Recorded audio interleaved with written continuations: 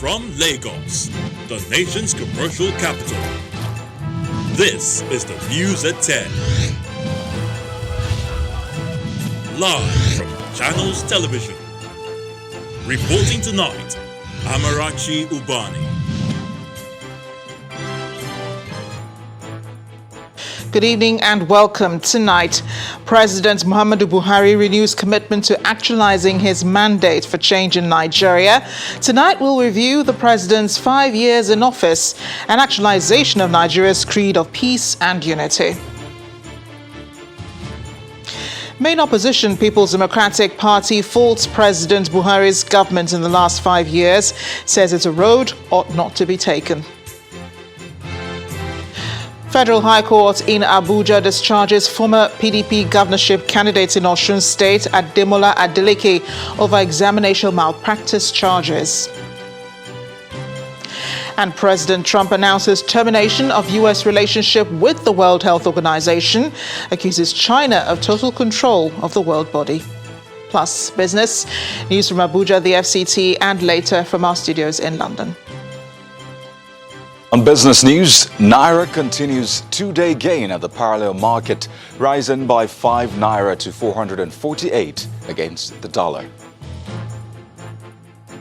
On sports news tonight, Spanish La Liga to resume on June 11th after a 3-month pause due to the coronavirus pandemic.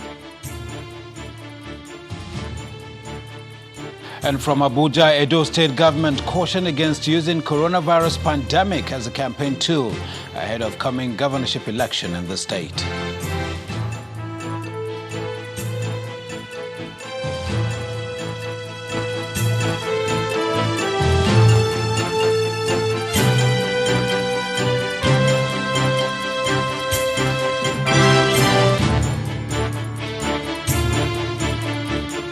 Today, May 29th, commemorates the day Nigeria returned to democracy in 1999. On this day, 21 years ago, General Abdulsalami Abubakar handed over power to Chief Olusegun Obasanjo, signaling an end to military rule. Before now, successive governments in Nigeria had commemorated this day as it coincides with the swearing in to power of many state governors and members of the legislature.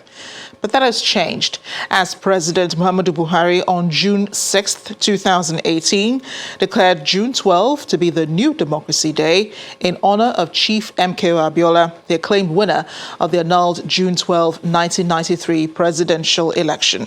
However, May the 29th remains significant in the country's history, as it is still the day Nigerians remember the swearing in of their elected leaders. It's also time they hold them accountable every year. And that's how we take off from tonight, with a special focus on President Buhari's 5 years in office. And today, May 29th, the administration of President Muhammadu Buhari has clocked 1 year in its second 4-year term and 5th year in office.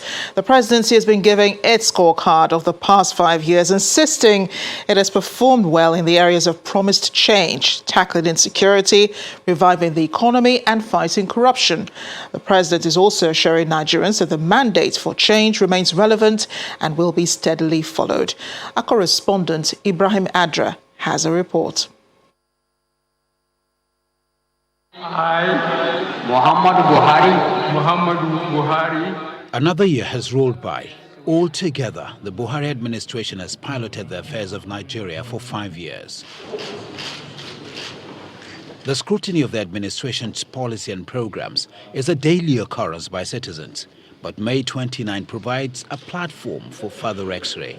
In all cases, especially on corruption. Since inception, the president has insisted, judge me based on security, the economy, and fight against corruption. It's been quite challenging, and victories also dot the path in the past 5 years.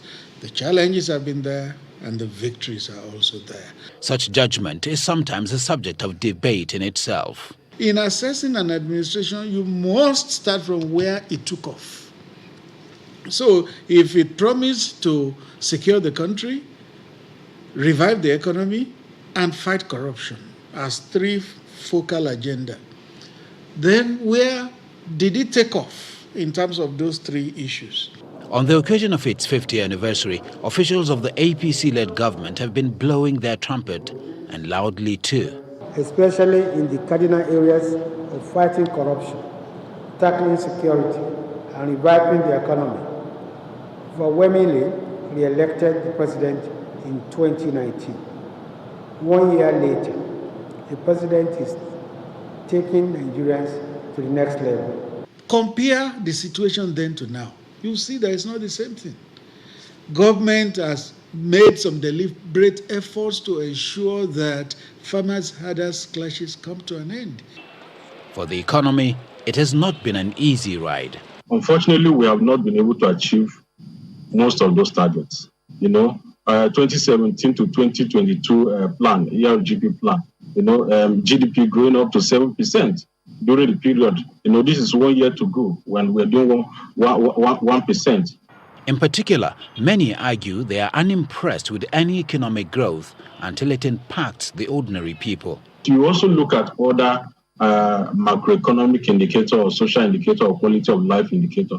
Largely, it's not looking very well. Before the Nigerian economy will touch the average man, it has to grow at minimum of 7%. You have to achieve 7% GDP growth. That was the target of the ERGP, Economic Recovery and Growth Plan. It almost attained maybe 4%. It got to 3 point something percent growth. Unfortunately, by January this year, things crashed again. There are several pages of achievements documented by the administration, from agriculture, ease of doing business, social investment, infrastructure, and many more. Only a year into the second term, the economy has been pushed back into recession on the back of the ravaging COVID-19 pandemic. The administration, however, says it is optimistic. Very, very optimistic. You will see that despite the challenges posed by the coronavirus, revenue crashed and oil prices dwindled, some things have not stopped. Salaries have been paid, pensions have been paid, infrastructure is being funded. While the debate on whether or not the Buhari government has delivered on its mandate continues, those at the helm of affairs say the next 3 years holds a lot of promise for a greater Nigeria. From Abuja, Ibrahim Adra, Channels Television News. On the other hand, the national chairman of the opposition People's Democratic Party, the PDP, Mr. Uche Secondus, has described the 5-year administration of President Buhari and the ruling All Progressives Congress as a waste and a road that ought not to be taken. The PDP national chairman said in a statement that in the last 5 years, all negative indices in the country's socio-political and economic life as a nation were activated.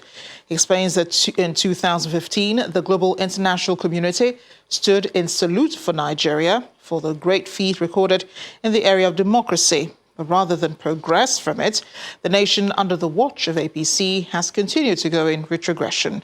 The PDP scored low the president's performance in the areas of security, corruption, threats on democratic institutions, unity of the country, and economy. It is a different deal for frontline health workers in Lagos State as they got some recognition for their contribution in the fight against the COVID-19 pandemic.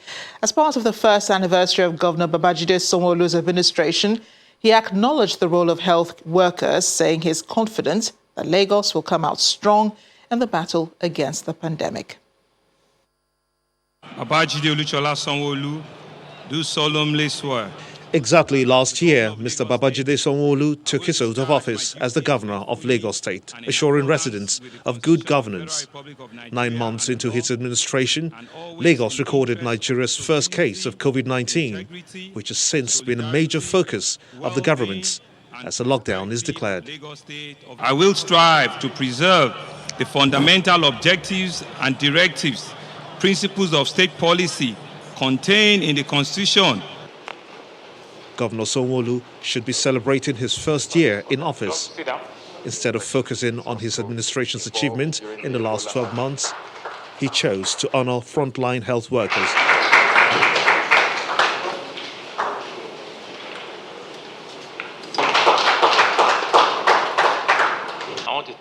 everyone in this very important sector for staying and believing in this government and for holding forth for us. The last several months have been difficult for health workers who were involved in the treatment of COVID-19 patients, and for them to be recognized this way is pure joy. I'm just honored that Lagos State government has done this. He has done this to spur us to do more. Governor Sanwo-Olu and his team then moved to Alausa to commission some projects, this time through a virtual screen.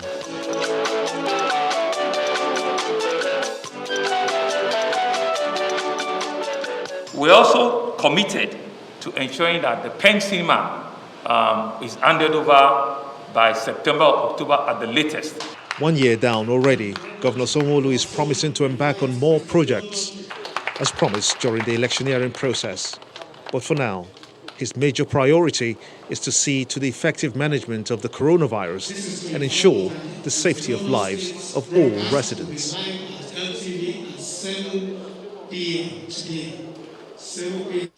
And to commemorate his first year in office, Nasarawa State Governor Abdullahi Sule hosted persons with disability to a meeting at the Government House in Lafia, the state capital.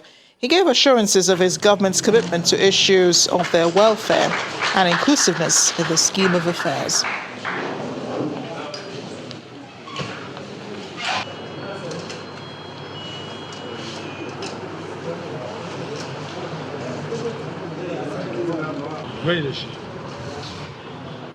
It is a different mission for the Sokoto State Governor Aminu Tambuwal, who's presented a shopping list to President Muhammadu Buhari seeking to stem the killings in parts of the state. The governor was at the presidential villa in Abuja, where he said attacks in his state are not unconnected to pressure being mounted on bandits in neighboring Zamfara and Katsina states.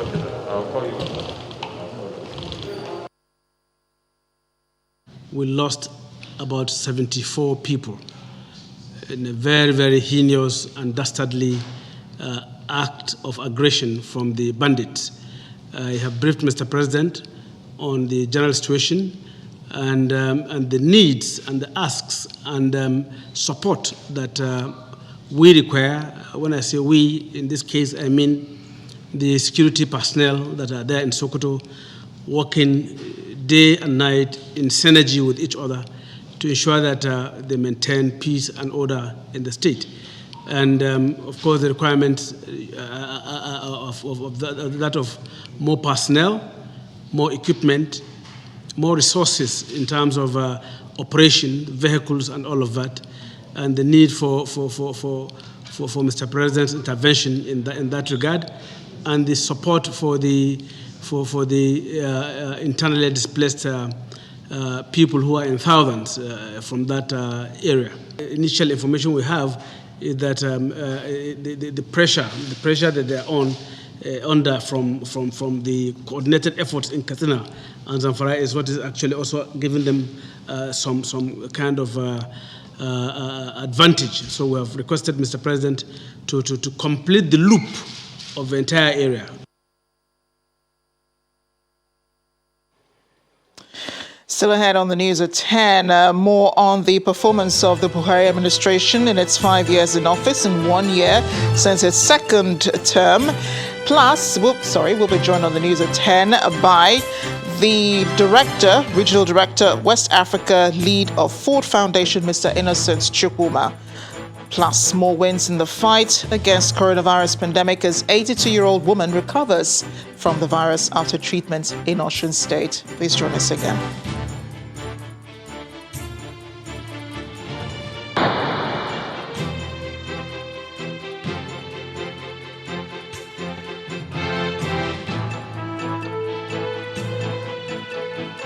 Welcome back. If it has joined us and watching the news at 10, live on Channels Television Lagos, a reminder of our top stories.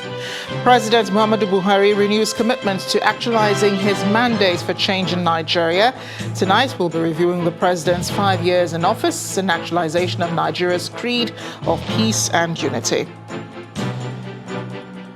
Main opposition, People's Democratic Party, faults President Buhari's government in the last 5 years, says it's a road ought not to be taken. Federal High Court in Abuja discharges former PDP governorship candidate in Osun State Ademola Adeleke over examination malpractice charges. And President Trump announces termination of U.S. relationship with the World Health Organization, accuses China of total control of the world body.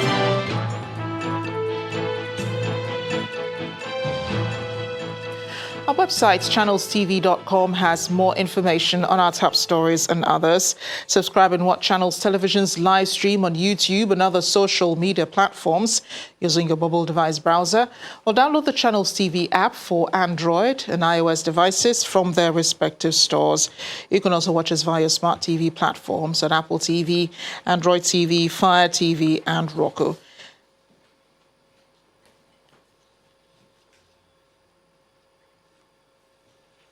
It is 5 years of President Muhammadu Buhari in office and 21 years of unfettered democracy. By taking a cue from Nigeria's national anthem, the first stanza talks about the nation coming together, while the closing words talk about peace and unity. How well have we lived up to this creed?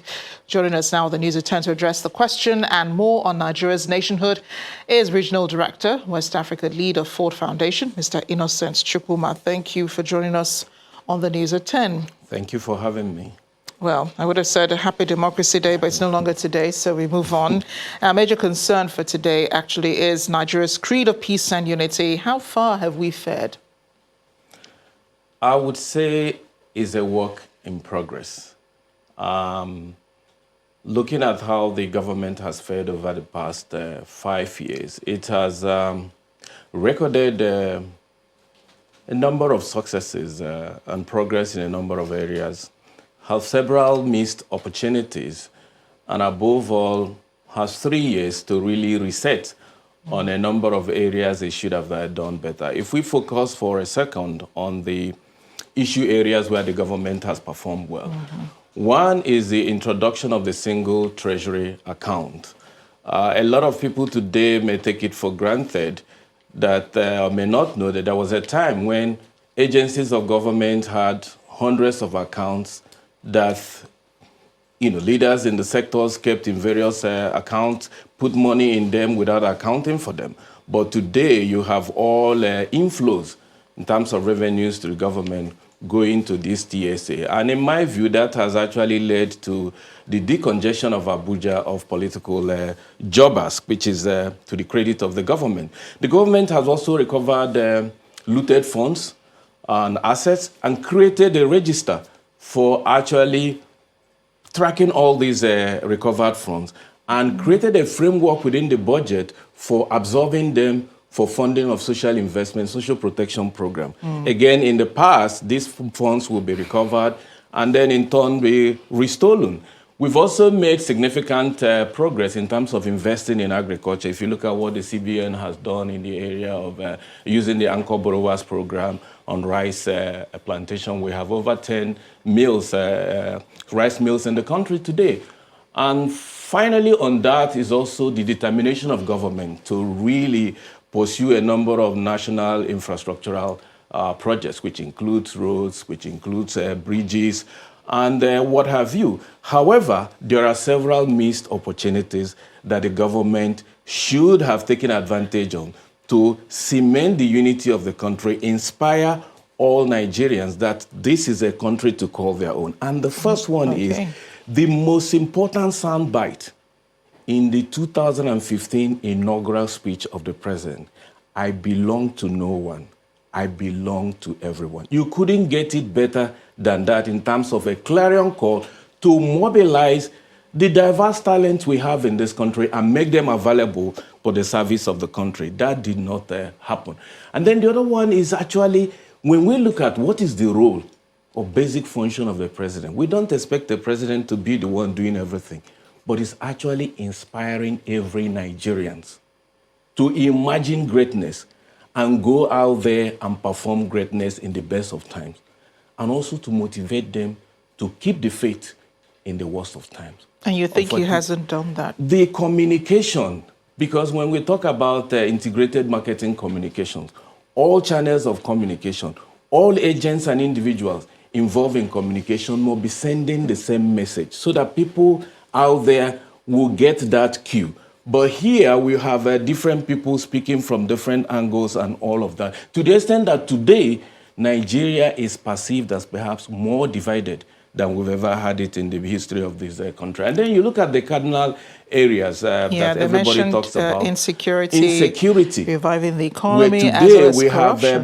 Have bandits taking over territories in various parts of the country, and the security forces are actually on the receiving end. You also talk about, yes, government has recorded some progress in fighting corruption, but actually the presidency of Buhari, why his presidency was attractive, is that by sheer force of personal example and rallying people around him, he will symbolize that new movement towards anti-corruption. He missed it in that first few years, to the extent that people around him did not declare their assets. In his own, it was a statement that we had. So when you put all of these together, you find out that there are still a lot to be done. But the good thing is that we have 3 more years to actually get it right. Yeah, and I think one of the greatest challenges to this administration right now is the coronavirus pandemic. And, the question has been asked, what should be the next set of priorities going forward, even as we fight the pandemic? Because all attention seems to be focused on this now. And we're just gradually beginning to realize that, the economy needs to reawaken. We need to set things rolling before things become worse. Yeah, so when coronavirus broke out, people saw it essentially as a health crisis. But it quickly dovetailed into a social crisis, an economic crisis, and if care is not taken, may lead to a political crisis. So we require the government, yes, they have done well in a number of areas, but this should be the #1 priority of government now, to which every person in government should rally around. And I'm happy in that regard about the appointment of the new Chief of Staff, Professor Ibrahim Gambari. This is a world statesman that we want the government to make use of this talent in reaching out, because Nigeria has been largely absent in conversations at Africa level, global level, on how to really recover the economy and build a resilience that people can enable people and the sectors across the country to quickly recover from it. But we are not seeing it. I am hoping that with people like Professor Gambari coming in, and also other elements that have not performed fully to their feet, to really step up. Indeed, and I've heard everything you said tonight, and I hope everyone is listening, and I hope that the government also is listening. Thank you again, Mr. Innocent Chukwuba, for joining us here on the News at 10. Thank you so much. And now to judicial matters. The Federal High Court sitting in Abuja has discharged and acquitted Senator Ademola Adeleke of the charges of examination malpractice preferred against him by the federal government. Ruling on an application for withdrawal of charges filed by the prosecutor, Justice Inyang Ekwo discharged the former PDP governorship candidate in the last Osun State governorship election, following his exclusion in the amended charges. Senator Adeleke was arraigned in October 2018 alongside a relative, Sikiru Adeleke, on allegations of committing certificate forgery. It's been a tough 2 years for Senator Ademola Adeleke, who has been involved in a legal battle over his qualification for the #1 political job in his home state of Osun. However, that battle has finally been won following a federal high court judgment that has discharged and acquitted him of allegations of malpractices in the NECO school certificate exams brought against him by the federal government.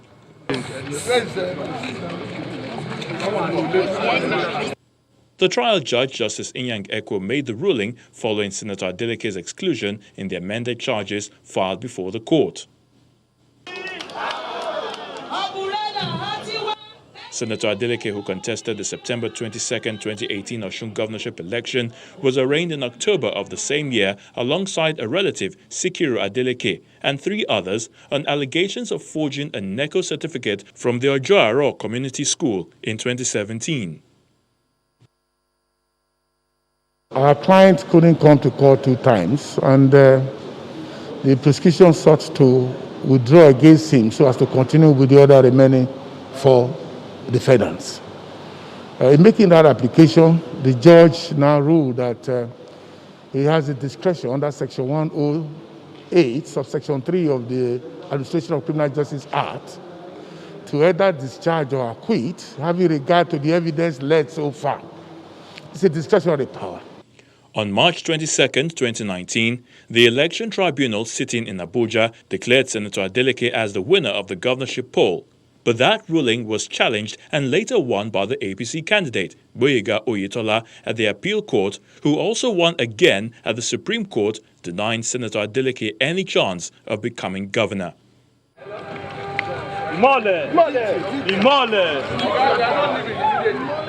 Now that the former PDP governorship candidate has been let off the hook, it means he may no longer be prosecuted on the charges preferred against him when he returns to the country.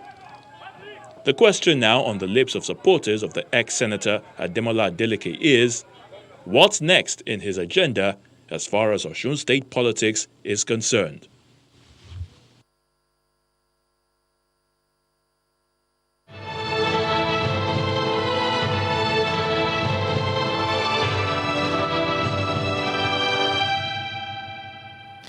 An 82-year-old widow who is also hypertensive has recovered from COVID-19 after receiving treatment at the Isolation and Treatment Center in Osogbo, the Osun State capital.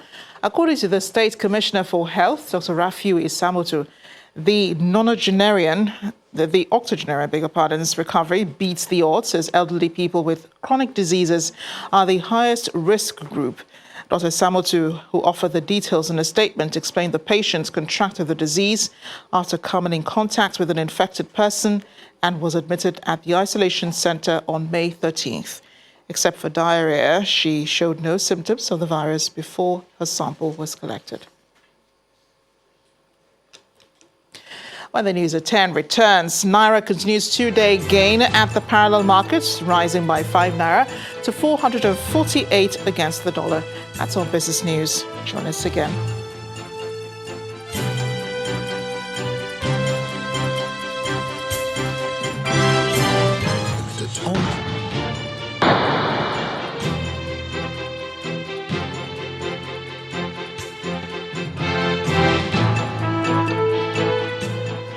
Welcome back to the news at 10. We continue now in Abuja, where Ibrahim Adra is standing by with more.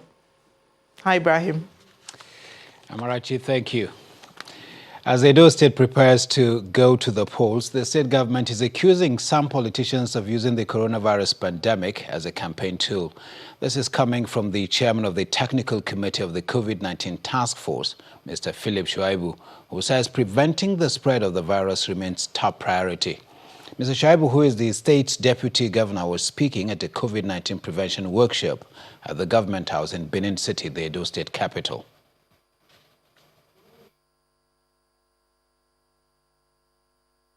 For some of our people that are turning this to a political thing, I know Edo is very soon will be going into politics. Please and please, my appeal to you is that don't play politics with COVID-19. Don't play politics with COVID-19, because you don't know if you are going to be the next hit if you don't observe social distance. For us as a state, we will not mix politics with COVID-19. Some persons make all sorts of statements in the name of politics. The life of our people is more important to us than the election.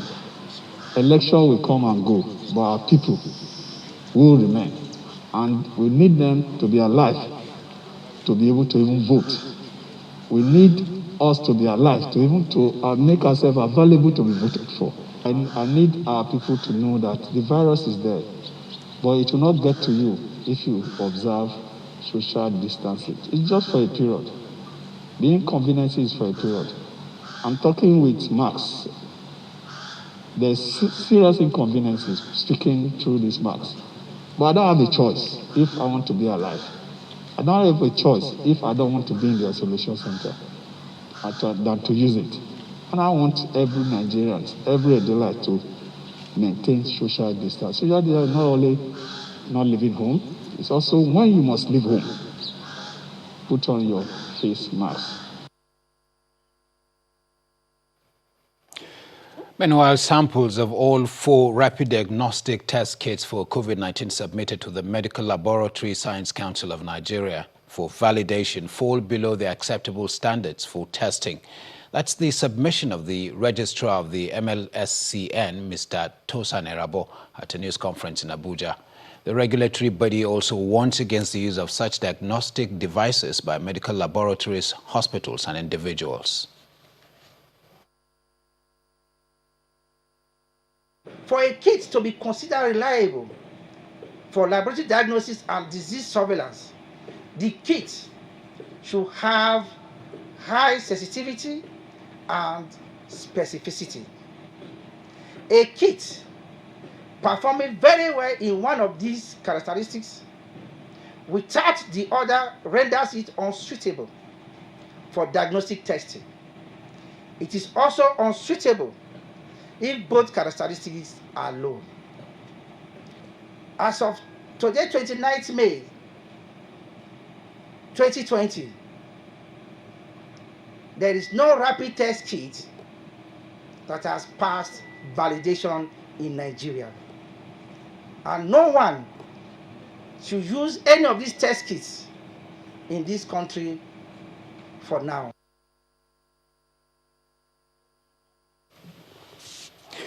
BOA Foundation, the philanthropic arm of leading food and infrastructure conglomerate BOA Group, has donated 3 ambulances to the Katsina and Edo State governments to assist in curtailing the spread of the COVID-19 pandemic.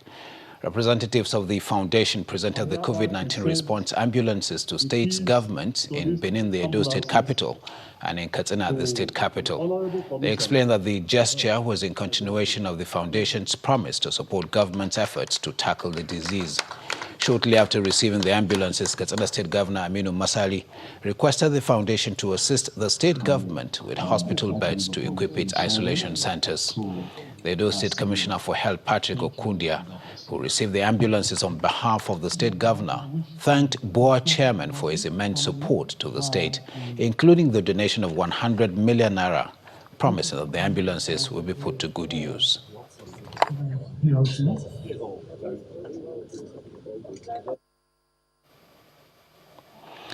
Now, 70 members of Shell Cooperative Lagos are now homeowners at Courtland Luxury Villa in Lekki, Lagos State.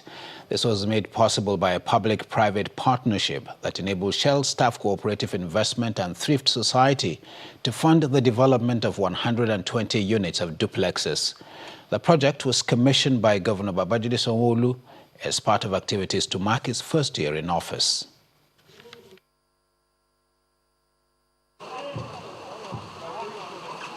Covering a land area of over 86 hectares, the Courtland Luxury Villa consists of 120 units of 4-bedroom duplexes, each with a maid's room.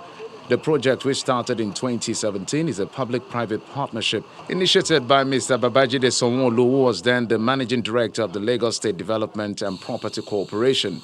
Thank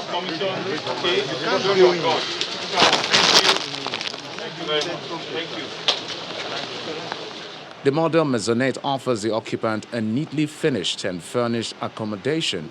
If you know how much Sanfini has gone in here. Governor Babajide Sanwo-Olu described the outcome as a product of quality partnership. Let Shell lead, let the other cooperatives also come and also, because the whole idea is we want to,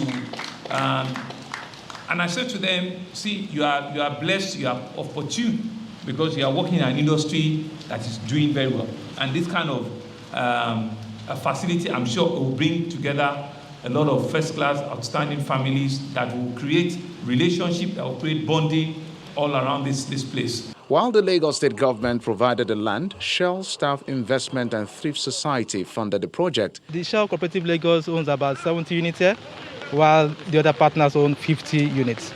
So we are the major subscriber here. We are what you call the anchor customers here.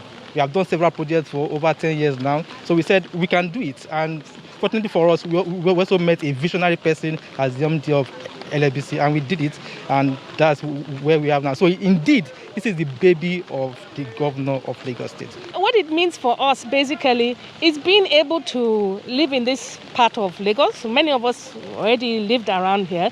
Being able to live in a family-oriented estate, being able to live in an estate where there is fantastic infrastructure, which actually improves the quality of our lives. The price was very competitive, and because it was a top quartile delivery in terms of all the metrics in determining a successful project. So we're able to add value to the life of our members by giving them affordable housing facilities with world-class facilities. Besides the living area, the estate is provided with amenities like ample parking spaces, a water treatment plant, a lawn tennis court, swimming pools, and 24-hour power supply, among others. Amarachi, that's all from here. That's fine, Ibrahim. Thanks again. Some former African heads of state and governments have declared their votes of confidence in the president of the African Development Bank, Mr. Akiwumi Adesina. The former African leaders declared their support for Mr. Adesina in a letter after the United States and several other European countries called for a fresh probe against him.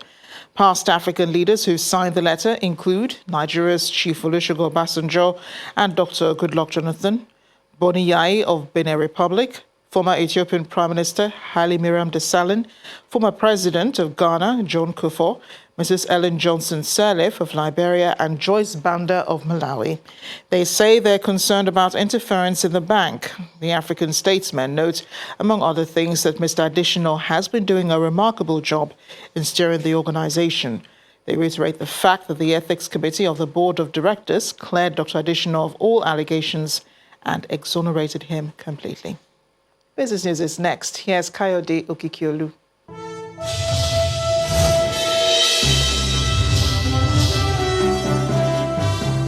Thank you, Amarachi, and you're welcome to Business News.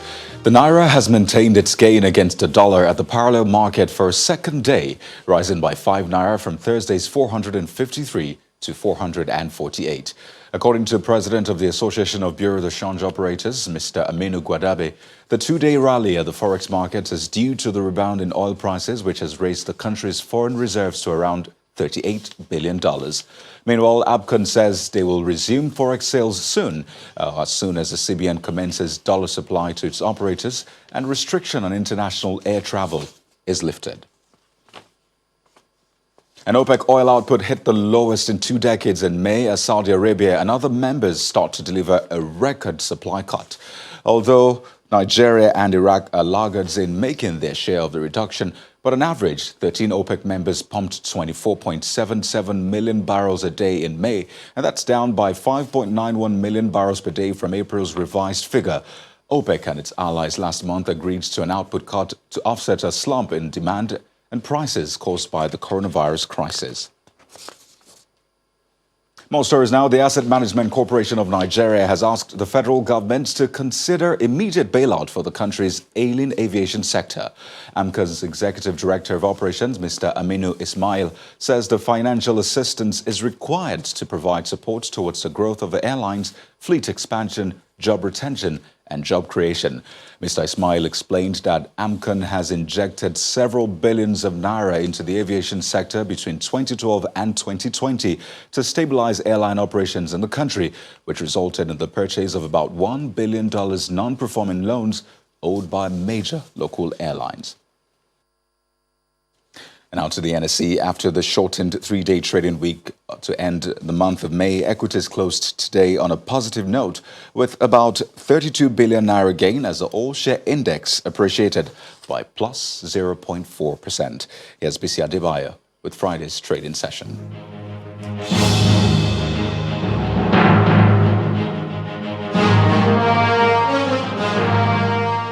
Hello and welcome to the Stock Market Reports. The bulls returned to the Nigerian equities market on Friday on the back of strong gains from the industrial goods sector, which pushed the all-share index up by 0.40%. A 7.69% jump in the share price of market heavyweight Boa Cement gave the industrial goods sector a boost of 4.92%, while investors continue to take profit off banking stocks, and that pushed that sector down once again today by 1.93%. Market breadth was negative, with 20 decliners outweighing 14 gainers, and that was led by Mansard Insurance, while Learn Africa topped the losers chart. Volume of transactions also came in lower at 325.61 million, largely driven again today by FBNH, GT Bank and Zenith Bank. And that's it on the stock market reports. I am BC Adebayo. Well, thank you for watching Business News Tonight. I am Kayode Okikolu. It's back to Amarachi. Thanks, Kyle. They return to security now as operatives in Zamfara State have arrested no fewer than 251 illegal miners in 3 local government areas of the state. According to the spokesperson of the Zamfara State Police Command, Mohammed Shehu, the suspects were arrested at mining sites in Anka, Bukuyum and Gumi local government areas. Some of the items recovered from the suspects include pumping machines, chemicals for making gold, and unrefined gold sifting materials. Meanwhile, here in Lagos, police have ordered an investigation into the circumstances that led to the death of a 17-year-old girl, Tina Ezekwe. She was reportedly shot dead by a policeman on Tuesday and was rushed to a hospital where she eventually died on Thursday evening. Earlier today, hashtag Justice for Tina was trending on Twitter. The Nigerian police have a well-documented history of extrajudicial killings. Still ahead on the news at 10. President Trump announces termination of U.S. relationship with the World Health Organization, accuses China of total control of world body. We have this and more from our London studio and around the world in 5. Stay with us.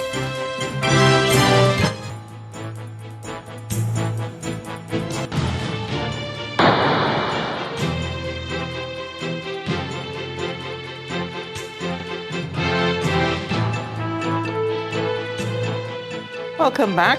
President Donald Trump has announced the U.S. is terminating its relationship with the World Health Organization and will be directing funds to other public health charities. Addressing a news conference just outside the White House, President Trump blamed the global pandemic on the malfeasance of the Chinese government and for the more than 100,000 American lives lost to the scourge. He accused China of pressuring the World Health Organization of misleading the world about the virus, saying the only way forward for the World Health Organization is if it can actually demonstrate independence from China. Here's Simon Pusey with more international news in Around the World in 5. Good evening and welcome to the Channel Studios here in London for your international news around the world in 5. Protests have continued for the 3rd night in a row in Minneapolis in the United States over the death of the unarmed black man George Floyd. And a quick warning, some viewers may find the following distressing. He was filmed on Monday with a white police officer's knee on his neck, despite saying that he could not breathe. Protesters set fire to the police department near where Mr. Floyd died, together with 2 other nearby buildings. Widespread acts of looting and vandalism have continued in the city, while gunshots could be heard on the streets. We got gunshots. Protests have also broken out in Louisville, in Kentucky, over the killing of Breonna Taylor, a black woman fatally shot in her apartment by officers in March. According to the local police department, 7 people were shot and at least 1 was in a critical condition. Meanwhile, the US President Donald Trump has signed an executive order in an attempt to curb what he says is social media censorship. Mr. Trump, who is a prolific Twitter user, has long claimed that Twitter and other social media platforms silence conservative viewpoints. This comes 2 days after Twitter prompted readers for the first time to check the facts in tweets sent by the president. The new law would be a clarification of existing laws regulating the liability of internet companies for illegal content posted by users. However, according to legal experts, this won't change the legal obligations of social media companies. It comes as Twitter has hidden one of Trump's latest tweets from his profile, saying it violates rules about glorifying violence. It's after Trump tweeted, "These thugs are dishonoring the memory of George Floyd, and I won't let that happen. Just spoke to Governor Tim Walz and told him that the military is with him all the way. Any difficulty and we will assume control. But when the looting starts, the shooting starts. Thank you." Instead of deleting the tweet, a warning was displayed saying this tweet violated the Twitter rules about glorifying violence. However, Twitter has determined that it may be in the public's interest for the tweet to remain accessible. The UK Foreign Secretary has announced that Britain will give visa rights to any holder of a British national overseas passport from Hong Kong. This is unless China suspends their proposed security laws. It comes after the UK, the US, Australia and Canada criticised China for imposing a new security law that would limit the city's autonomy from mainland China. China says the legislation will aim to tackle secession, subversion, terrorism and foreign interference in the city. But the proposed legislation has triggered the first major protests in Hong Kong after the end of the coronavirus lockdown.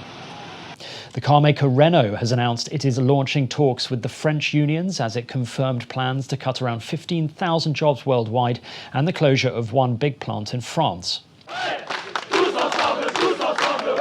Renault is aiming to find €2 billion in savings over the next 3 years as it shrinks production and focuses on key car models. This comes after the company has faced a slump in demand that was worsened by the coronavirus crisis. According to the interim CEO, up to 4,600 jobs in France may be lost.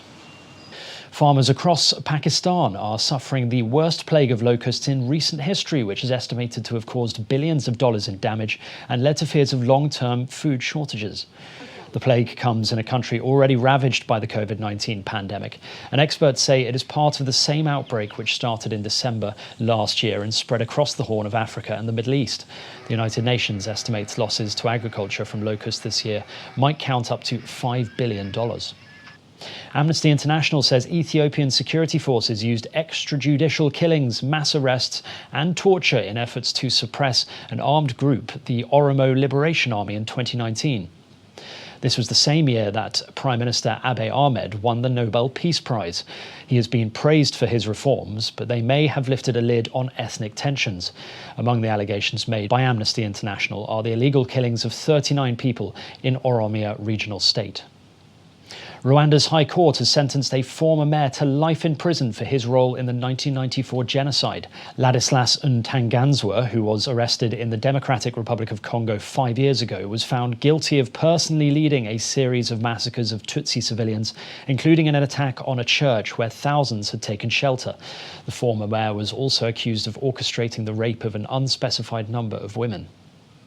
And finally, a group of Mexican archaeologists has found the remains of a 200-year-old shipwreck off the country's Caribbean coast.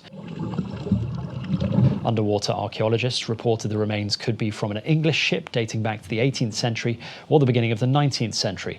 Mexican officials report that it's the 70th shipwreck to be found in the area so far. And that's your international news around the world in 5. Now back to the Channel studios in Lagos.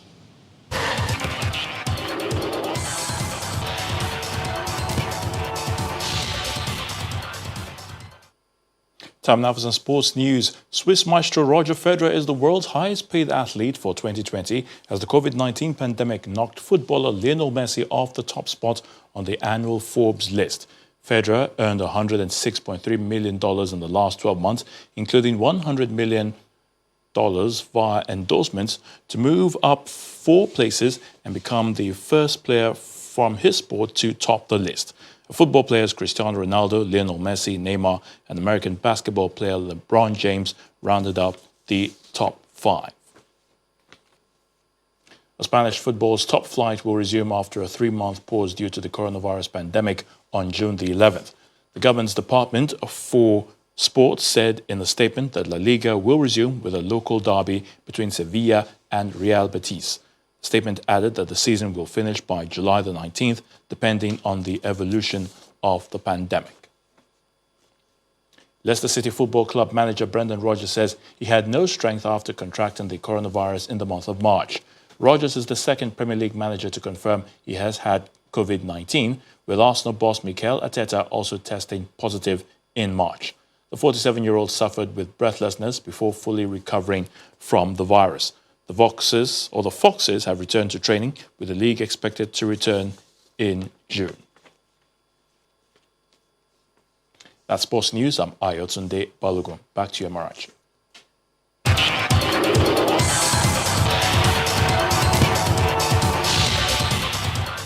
Thanks, Ayotunde. And the main news again. President Muhammadu Buhari today renewed commitment to actualizing his mandate for change in Nigeria as he marked 5 years in office. But main opposition, People's Democratic Party, said the 5 years is a road ought not to be taken.